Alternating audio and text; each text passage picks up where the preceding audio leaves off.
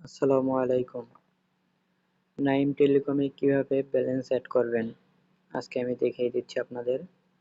প্রথমে আপনার apps log in করবেন। লগ ইন করার পরে এখানে উপরে লেখা আছে অটো অ্যাড ব্যালেন্স, আপনি এখানে ক্লিক করবেন।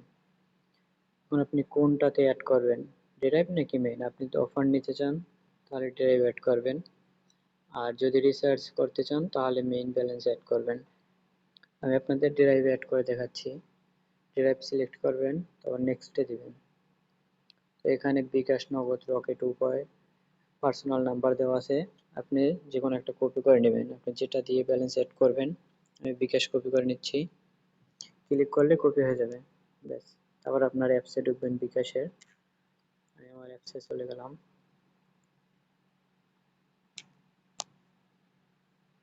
তারপর এখান থেকে সেন্ট মানি করবেন, সেন্ট মানিতে ক্লিক করবেন। যে নাম্বারটা কপি করছেন এটা পেস্ট করবেন।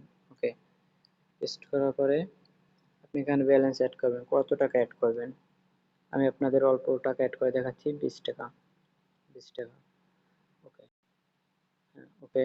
তারপর এখানে আপনার অ্যাপসের পিন কোড দিবেন বিকাশের। ওকে,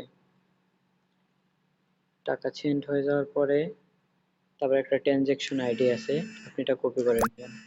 জাস্ট আমি কপি করে নিলাম। আবার চলে গেলাম আমার অ্যাপসে। তো এখানে আমি ট্রানজ্যাকশনটা বসাবো।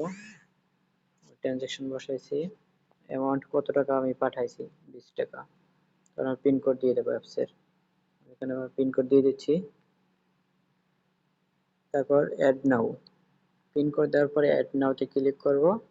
যে সাকসেসফুল, পেমেন্ট অ্যাডেড সাকসেসফুল, আমার পেমেন্ট অ্যাড হয়ে গেছে। এখন আমি ড্রাইভে ঢুকলে দেখতে পারবো আমার আগে থেকে ছিল, এই জন্য এটা আছে, এই জন্য বেশি হয়ে আছে। ধন্যবাদ সবাইকে।